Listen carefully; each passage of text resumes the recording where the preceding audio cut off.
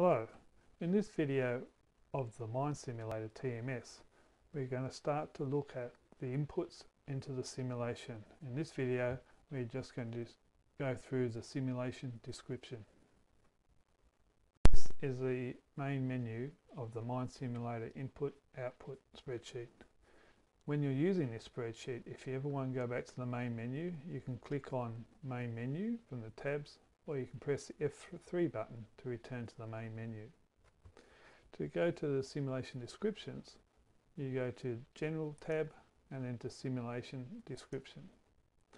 Each sheet in the TMS spreadsheet has a description of what this particular sheet does, the data you use input, and for each input it generally has a comment that also explains what the data is for and how to specify it.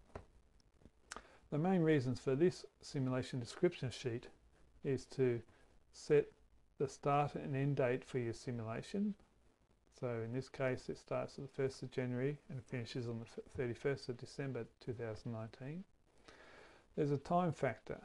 This time factor enables you to just say, instead of changing the dates, I want to run the simulation for 2019, but in the case I only want to run it for 6 months, so you can just put it at 0.5, and therefore it's only running for an iteration length of half the year.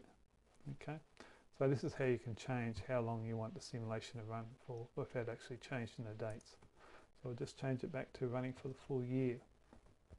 So this tells me the iteration length. This is how long the simulation is going to run for. For the 2019, there's 8760 hours in the year.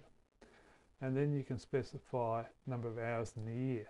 The reason why the simulation usually uses this is for reporting. It can annualize rates and tons and stuff to a year. So if I'm running the simulation for 6 months,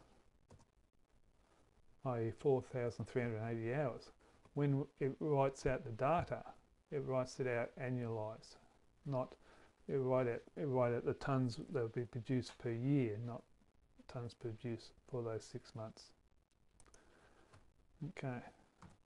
The other thing you can do in this sheet is also specify the number of iterations. The number of iterations is how many times, in this case 2019 simulation is going to run for. In this case we set it to 1, so it's just going to run for 1 iteration. If you set that to 20 or 30, the simulation will run for 20 or 30 iterations. At the end of each iteration, the simulation will reset the mobile equipment hours for each piece of equipment. It can set reset the stockpile tonnages and grades to the initial value if they're specified to do so. You'll see in the stockpile sheet you can turn that on and off, and also set the mine blocks and the mine plan to the start. Note that diggers will complete their current mine blocks before moving to a mine block at the start of the mine plan, which was previously mined out in the previous simulation iteration.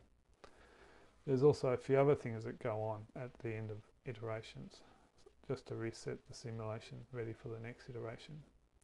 So you can say, I start my stockpiles at the start of the iteration, I start my stockpiles 50% full, and if you don't reset them at the end of the iteration, when it runs to the next iteration, it'll just run with whatever was in the stockpiles at the end of that iteration, will be the initial stockpile level for the start of the next iteration. Or you can say, I want to reinitialize the stockpiles on every iteration. And then in here, the simulation description, you just put in a description of the simulation, i.e. I'm running 2019 with 14 trucks or what have you. You can also pull in here some of the data from the other sheets if you want to, so you can have this automatically enter the number of trucks you're running with or something like that.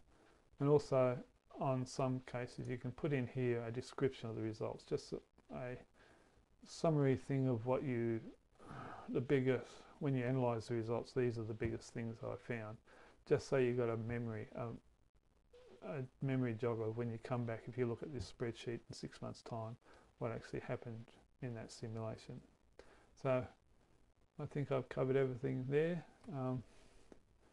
So that's what the simulation description is. It's mainly about setting the year you're running the simulation for, how long you're running the simulation for, and how many iterations we're running the simulation for.